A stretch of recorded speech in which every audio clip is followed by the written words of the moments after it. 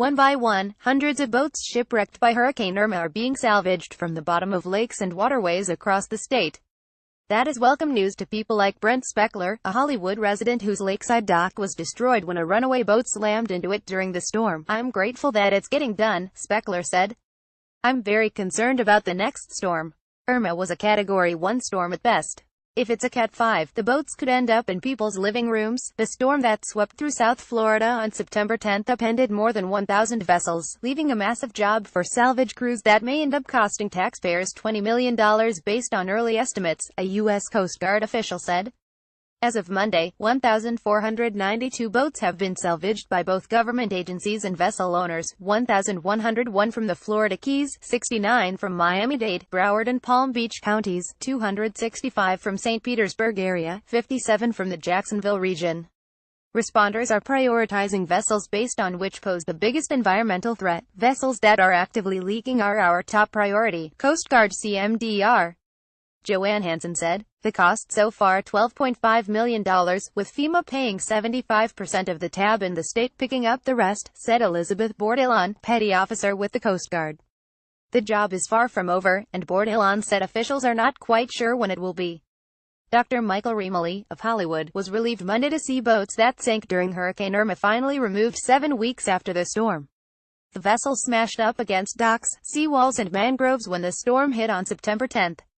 Carline Sun-Sentinel on Monday, 3 algae-covered boats sat on a barge in Hollywood's North Lake, waiting to be carted away to staging area where they can be reclaimed. In South Florida, damaged vessels are being stored at 2 locations: Watson Island Marina and the Seminole Boat Ramp.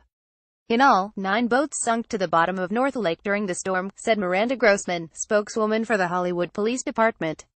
All but 1 were salvaged, a police official said. Homeowners in Hollywood's North Lake neighborhood say they're stuck with costly repairs because careless owners didn't get their boats out of the way of the storm. Speckler says it will cost $25,000 to repair his dock, a cost not covered by his insurance policy. Dr. Michael Remoli, who lives down the street, says his dock was also damaged during the storm. His homeowner's policy will cover the cost to repair his dock, but he will have to pay a $9,000 deductible. Both men say there should be a law requiring boat owners to take their vessels to safe harbor before a hurricane. And right now, there is none. The Florida Fish and Wildlife Conservation Commission does encourage boat owners to secure their vessels before a storm, but there is no statutory requirement to do so, said Rob Klepper, a spokesman with the agency. Remoli said he thinks there should be a stricter law. "These people are uninsured and they just leave their boats on the water with a hurricane on the way," he said. "The way state law is now, they can just anchor their boat and leave it here, with no hurricane plan. I just don't think it's right." Before Hurricane Irma hit, Hollywood Mayor Josh Levy fielded dozens of calls from homeowners frantic with worry about the 10 boats that had been left anchored in North Lake. And there was not a thing he could do. Levy said he'd like to see the state give local authorities the right to usher at-risk vessels and abandoned boats to safe harbor where they can do the least amount of damage. That sentiment is echoed by State Rep. Joe Geller, Daventura, to say there ought to be a law. "Well, yes, this is a huge problem," Geller said.